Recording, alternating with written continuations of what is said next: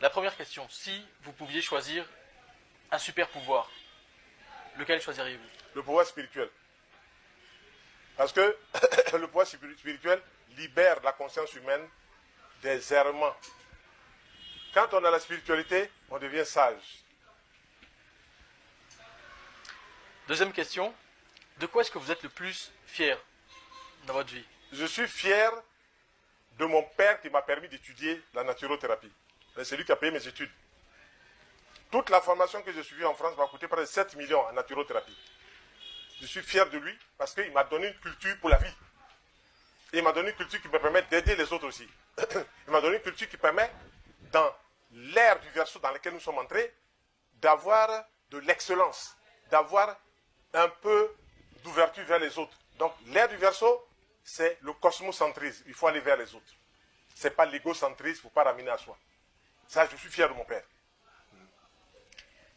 Pour vous, quel est le sens de la vie? Le sens de la vie. Le sens de la vie, c'est de s'aimer la partition, de s'aimer la note qu'on doit s'aimer pendant qu'on est sur la terre, d'être utile. Par exemple, ce que vous faites est utile. Parce que par vous, beaucoup de personnes vont apprendre des choses qui ne pourront pas avoir connaissance. Donc, vous êtes utile et cette émission, je lui souhaite excellente vie, longue vie. Voilà, si je peux bénir, puisqu'on dit l'homme peut bénir, je bénis cette Merci, structure. docteur. Voilà. Merci pour vos bénédictions. Alors justement, en lien avec les bénédictions, quelle est votre définition de Dieu? La bénédiction de Dieu. Votre définition de Dieu. Dieu, je peux dire, pardon, Dieu c'est divinité immense, éternelle et universelle. Dieu. Est-ce que vous avez, cinquième question, est-ce que vous avez un film, un livre, une chanson, une œuvre d'art à nous recommander? Peu importe le domaine, mais quelque chose que vous aimeriez que... Mettez dans le film que vous allez monter, la vidéo que vous allez monter, mettez de la bonne musique classique. Voilà. Mettez par exemple les 4 saisons de Vivaldi. C'est libre de droit, donc on peut les mettre. Voilà. Antonio de Vivaldi. Vous mettez Mozart, concerto numéro 35, l'empereur. Voilà. Ça, c'est de bonnes musiques.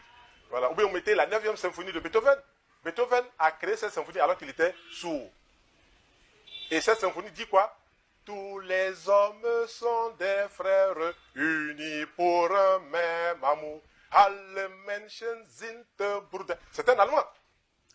Et cette musique, quand il l'a composée, il était sourd. Extraordinaire. Donc, cette musique rassemble tous les êtres humains. On va donc la conseiller à ceux qui nous regardent. Voilà. Si vous deviez donner un conseil à l'humanité, un conseil, qu'est-ce que ce serait? De voir en chaque être humain un autre frère, de voir en chaque être humain une autre partie qu'on aime. Parce que nous sommes un dans la loi d'unité. Aucune personne n'est séparée des autres. Même quand on est éloigné physiquement, on est toujours un. Parce que Dieu a créé ce monde, nous sommes tous dans ce monde, nous ne sommes pas hors de ce monde. Nous sommes un, la loi d'unité. Donc la loi de fraternité.